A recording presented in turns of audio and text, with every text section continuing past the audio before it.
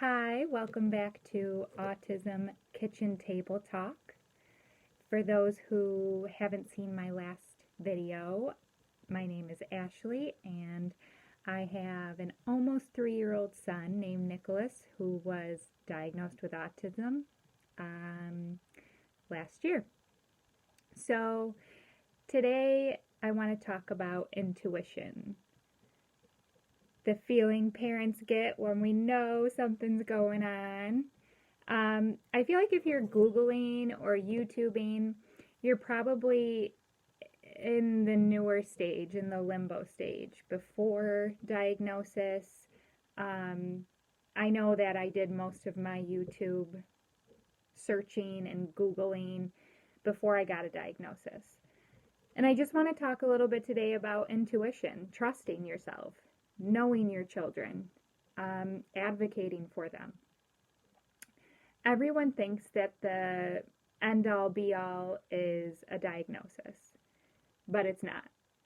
It really doesn't change the environment. It doesn't change the child.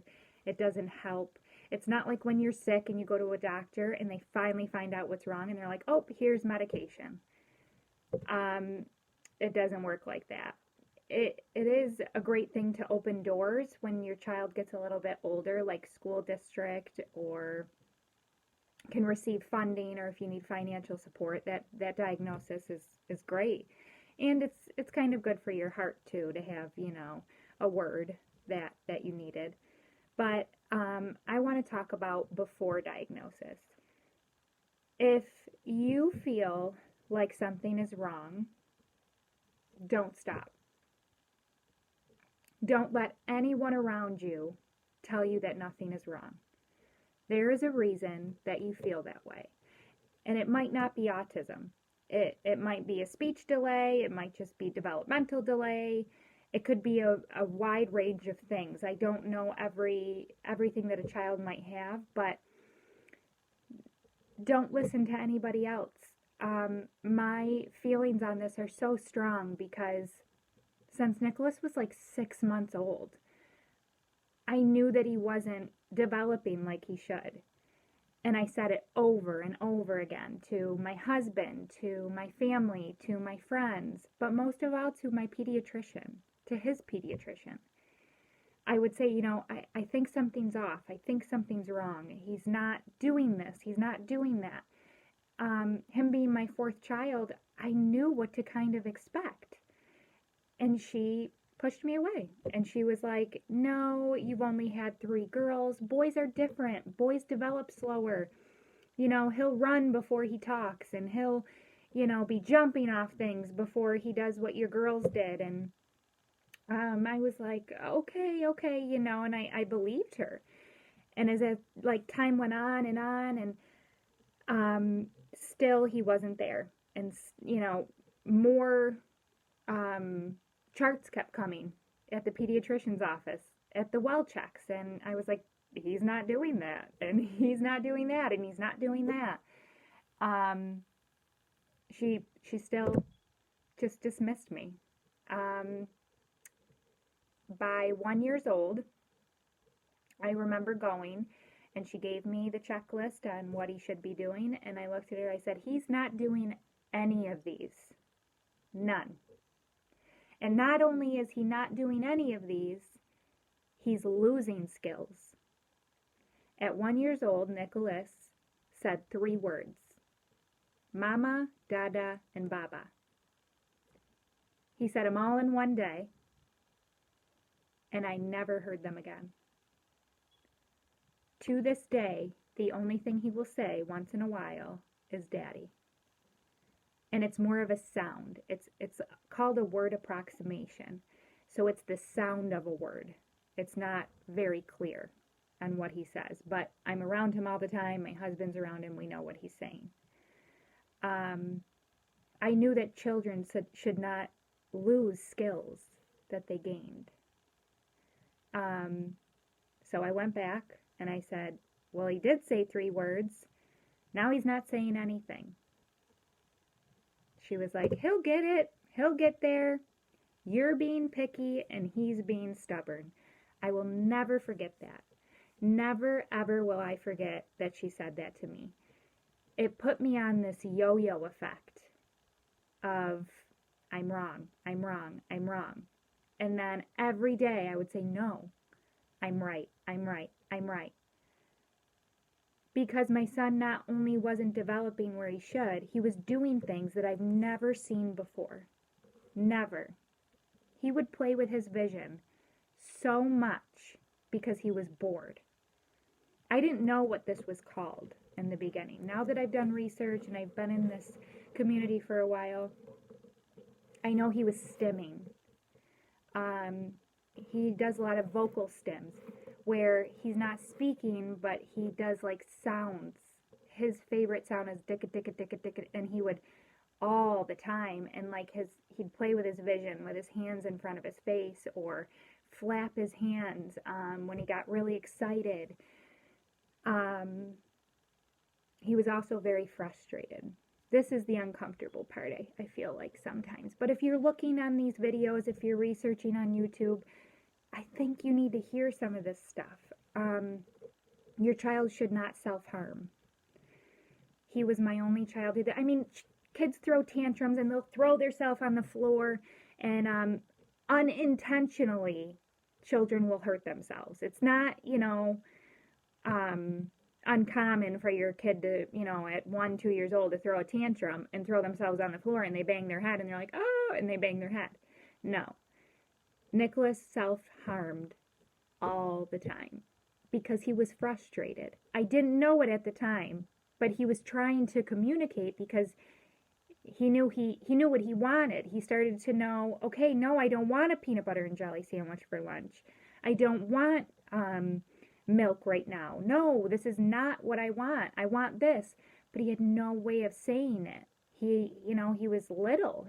And I didn't know what was going on, so he would bang his head as hard as he could on a floor, on the wall, on a bed rail, until he bruised. I swear he had a bruise right here for like a year. It was bad. And that was it for me. I was like, I gotta do something. So, where we live, we have something called early intervention. And it's basically therapies that will come out and assess you and evaluate your child and see what they need. I pushed for that. I even went to my pediatrician. I was like, I'm doing it. He needs it. He's not speaking. I don't care if it's not anything major. My son is delayed, and, we're going to do this. And I trusted my gut. And I, trusted that I knew better than any doctor. I knew better than any family member. Even my husband, I think out of kindness, my husband was like, it's okay, he's fine, he's a boy, don't cry, it's okay, he's all right. Until we got a little deeper. And then he was like, you were right. And this goes for any parent. It doesn't go for a mom or a dad or a grandma, or if you're, have custody of this child.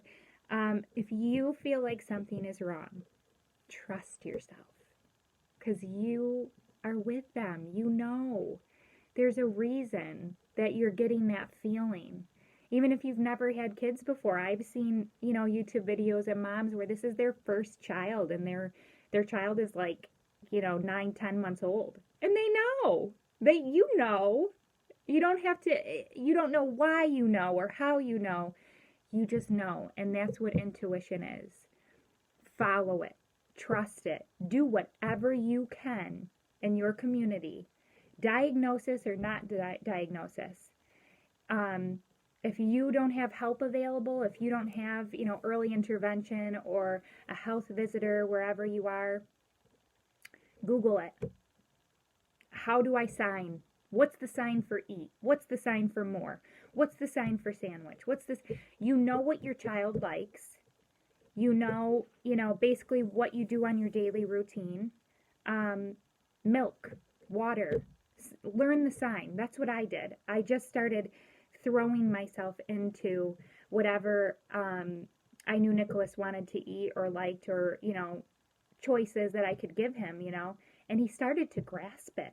It took a while. It was a lot of hand over hand. Um, but now he'll say more, all done, eat, drink, and it has lessened the self-harm. That is almost non-existent now because the more communication he got, the less frustrated he was because he had a choice. He had a say. He's a human. Um, but without that intuition, if I would have listened to the pediatrician, if I would have listened to family members, if I would have listened to friends who didn't come from a place of negative, they came from a positive place. They were trying to make me feel better. But if I would have listened to them, he would have been so far behind from where he is now. He has made so much progress, and just, it's wonderful. And you have to trust yourself, and you have to know that I know what's right, and I'm going to help him. Even if nobody else believes me, even if it isn't autism, I'm going to get my child where they need to be because I'm going to trust myself and I'm going to follow my gut. And I hope you guys have a wonderful day. Thanks for listening. If you hit the subscribe button, you can see more videos whenever I get a chance. As you see, I don't look any better than I did in the last video, but I'm trying. No, I want this to be real. I want it to be a real place. I'm a stay-at-home mom of 4. I do therapies all morning with Nicholas, and it's just what I look like at this stage of life. It's just what it is. But I enjoy this, and I think it's more of a vent for me. So like it, subscribe, and comment below what we can talk about next. I love new ideas, so because sometimes I'm like, I got to think back. But let's talk about it. Hope you have a great day.